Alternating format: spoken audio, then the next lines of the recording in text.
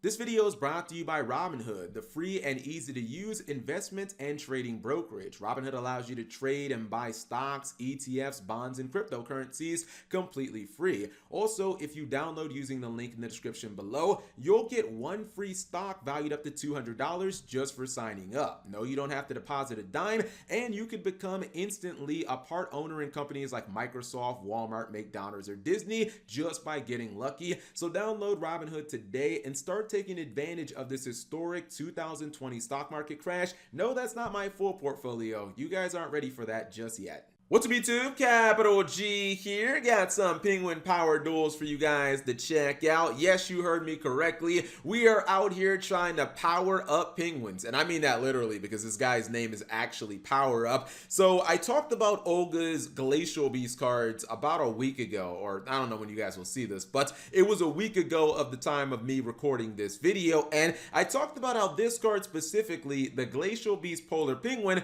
is a pretty good card in a vacuum because it has two separate bounce effects and they're pretty legitimate against extra deck cards. Well, this guy has basically built an entire deck around this and he's incorporated it into the penguin strategy. Now, to get the bounce without the card being destroyed, it does have to be special summoned, but he has figured out some pretty cheeky ways to constantly special summon this card, and then he uses that in conjunction with Note Penguin, which can special summon itself from the graveyard anytime a penguin card is activated. So basically, if he special summons this, a lot of times he gets this guy for free, and he'll use those to go on the link plays and some other good stuff. Now, I'm not trying to say like this is high tier or anything, but it is good enough for you to be able to mess with your opponents and basically be playing a deck where they don't know what any of your cards does. And isn't that the greatest feeling in Yu-Gi-Oh? So the first duel is against Heroes, and this is not a deck that's going to make a bunch of negations or have any type of crazy plays or anything like that. He's going to go for the Mermail Link. She's going to get Effect Veilered, and that's going to be it. Now, the thing is, she's still a threat during your opponent's turn. You'll see that momentarily. So Stratos is, well, he's going to use his effect when Stratos is summoned, and he's just going to get the Note Penguin out of his hand and trade it for this Mermail monster. And you don't really want, like, you don't want Note Penguin in your hand. You want it in the graveyard because it summons itself for free in the graveyard, and when she actually is destroyed, she's perfectly fine being destroyed because you get to summon one of your water monsters from the graveyard. So he's going to attack. He's actually going to let him get Lost Wind from the graveyard. He had to use it on Ferris. If you let Heroes resolve Ferris, they can like combo out, and you don't want to deal with that. Anyways, he is going to lose his Mermail Link monster, but that's fine. He's going to dump a water monster into the graveyard, and now Note Penguin is going to be reborn. And the thing is, once it activates on field, the Note Penguin will activate in the graveyard and it'll bring it back. Now, usually this guy would bounce. However, with Note Penguin on the field, instead of bouncing your opponent's monsters with penguin effects, you actually get to banish those monsters. So cards like Penguin Soldier or your Glacial Penguin, they get a little better. Now, there is no Penguin Soldier in this deck because that card's a little too OG, but it is something to think about. He's actually going to tribute for the Great Emperor Penguin, and this is cool because Great Emperor Penguin allows you to tribute it and then summon two more penguin monsters from your deck, but the Note Penguin that he tributed is actually going to trigger as well. So it just comes back from the graveyard for free. He gets two more penguin monsters, and now we got a nice little beatdown. Now he's gonna synchro summon in the Crocosaur, but man, them damn Effect Veilers. If he didn't have Effect Veiler, he would have drawn a lot of cards in. That would have been pretty spicy.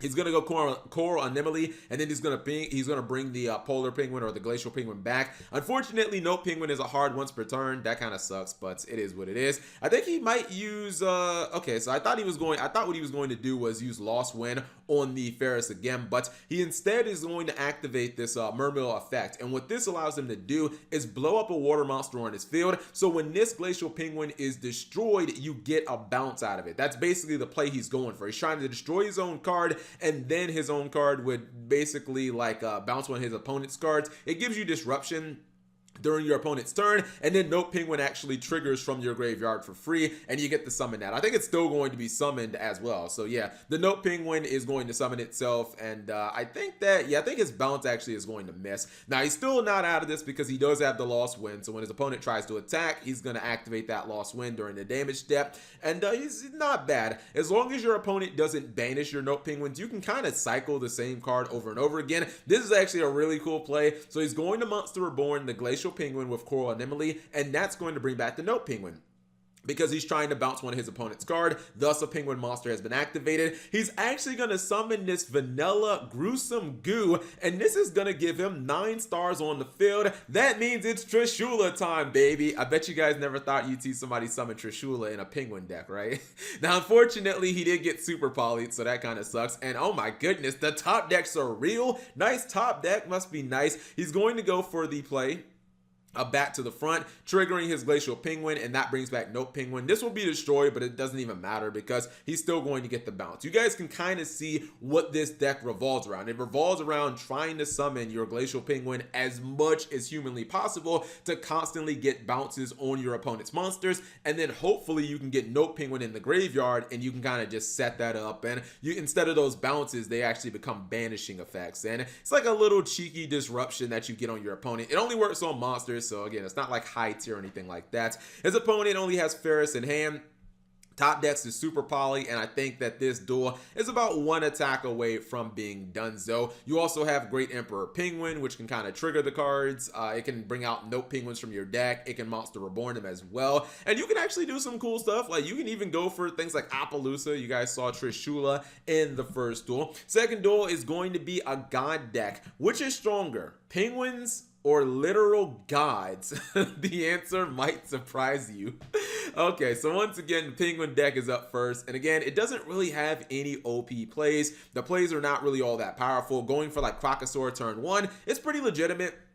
You get a solid defender, you get to draw some cards, but you're not looking for anything more OP than that. Opponent opens with Extravagance, and this was interesting. So he's going to go Summoner Monk, which I thought that that's fine. He's going to summon that that Reactor Slime from his deck, and the interesting thing is, he could have just summoned Ra here. He has the additional normal summon. There's nothing stopping him from going to Ra. I guess he felt like maybe he didn't want to pay all the life points, especially with a monster in defense mode, but he did have the ability to just summon Ra. Maybe with Monster Reborn, he could have possibly won the game, but he's not going to do that. Gets Twin Twistered, which is a big ouch. He's going to go for that same combo with Glacial Penguin and then also the Note Penguin, and that gets rid of one of his opponent's monsters. Well, he's going after Summoner Monk, and when you go into Core Anemone, you get to do the same exact play during your turn. So usually, if you can just keep those 2 monsters on field safe, you can do the same play and get rid of another monster by constantly juggling the Core Anemone, and I think that's actually pretty cool. I believe that, this play was really nice. So he's going even deeper into the Marincess card pool. He's going to go for the Great Bubble Reef. This is the one that can banish water monsters from your graveyard and let you draw a card. So hopefully, you draw like a hand trap or something like that during your opponent's turn. Maybe you get another way of disrupting them, and that can also be kind of good. This time specifically, he drew that same Mermail Abyss Ray, and this is a card that can basically give one of these monsters more attack, and at the cost of destroying this, and then when this is destroyed, Note Penguin activates, and then this card will also bounce one of your opponent's monsters. So it's a lot of work to get like one piece of disruption, but I mean, we are playing Penguins here, so what more do you guys want? You see the Summoner Monk, it ended up getting banished because, again, we got to really work for our pluses in this deck. It is freaking Penguins after all. He's going back for Core Anemone. That's going to get rid of that Crocosaur. Either he's going to bounce it or he's going to banish it when Note Penguin hits the field. Even if Note Penguin was like DD Quote or something like that, the Crocosaur still would have been banned, or it would have been bounced to his own extra deck because it was Monster Reborn. So it honestly didn't matter. It was getting off the field. Third duel is going to be against DDD. By the way, if you guys ever want to get on the channel, these are the type of dank duels you need to send me. Not duels where every single duel is freaking Hala Firebrax and Dragoon Array. Like, I've seen that a billion times. I have not seen Penguins. That's what I probably have, but I haven't seen Penguins with the Glacial Penguin because that card's still fairly new. Now, this is going to kind of hurt here. He has Twin Twister, and Twin Twister on contract with the Gate is fine because this is a Rhoda. However, if your opponent goes for the DDD Link monster, Gilgamesh, I was going to say Genghis for some reason, Gilgamesh, they get Pendulum Scales, and that kind of sucks. Now, maybe he can get out of this. He is going to get rid of Gilgamesh, and that's perfectly fine. He is looking for a top deck because I think you do need to get rid of these scales, and this is one of the things you learn in the first day of Yu-Gi-Oh! School, people. When your your opponent has 2 face downs, what do you not do in a world post impermanence? You don't activate spell and traps in those columns. Oh my, I thought we were over this. I thought we played around impermanence and we played around Mech Knights, but Penguin Boy did not get the memo, and I think it's actually going to lose him this duel. His opponent, both of these pendulum scales would have been destroyed by Twin Twister. Unfortunately, he has the impermanence in the same column. These are the type of misplays that just make you die inside. Now, he goes for Crocosaur to try to get some type of advantage back, and what actually just like dumbfounded me, he continued to not play around impermanence. I mean, I guess it's like the columns are already used, but I don't know. What if he was playing like Mech Knights in this DDD deck? I'm just saying, man. Let's just play around the columns, people. I guess he kind of was, but against Mech Knights, maybe not. Anyways, let's see if DDDs can close this game out. He has the Nibiru for a backup plan. I believe the Witch contract is going to blow up the first card of Haunted, but the second one should actually resolve, and that can get him to his Glacial Beast combo. Well, actually, he's going to take a bunch of battle damage. This could be, let's see, this could be the spicy 100 life point comeback. Is this going to be it? Place your bets now. Glacial Penguin plus Note Penguin is the bread and butter of his deck, so of course he's going to go for it. I feel like maybe not, because he still has that big boy Nibiru. He's going to go for the combo once again. So, hey, he got rid of at least 2 monsters, although I believe, I don't know what his special summon. I think he might actually be... He's definitely close. He's like at 3. Oh, no, wait. I think he only special summoned 4 times. Maybe that's why he didn't get Nibiru'd. The Lost Wind is his only defensive card right now, and it looks really good. However, if his opponent just realizes I can use Dark Contract of the Witch, I feel like he might be able to get that off the field, and both players are under 500 life points. So the next attack will almost certainly win the game.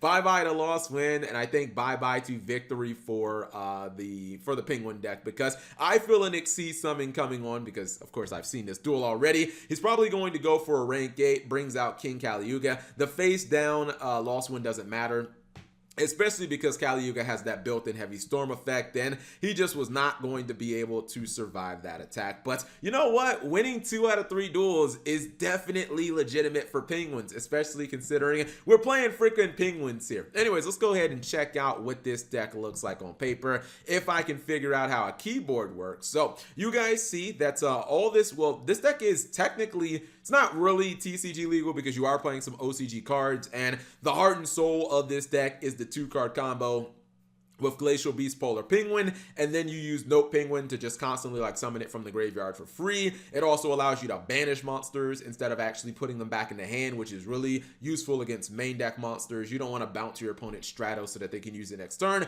You'd want to just go ahead and banish it, and then at that point you just start going into like your extra deck monsters, bringing out Korra Anemone so that you get an attacker. Like you convert your advantage into offense, and your Korra Anemone just brings back the Polar Penguin, which brings back the Note Penguin. We saw that all used in the duel. I wonder if there was a way to possibly fit in maybe a Bahamut Shark in here. I mean, I haven't played this deck, so I don't know exactly how tight the extra deck space is, but there were some cards in here like, you know, Cherubini. We didn't actually see that used. You know, we didn't actually see Area used, although, I mean, is Area...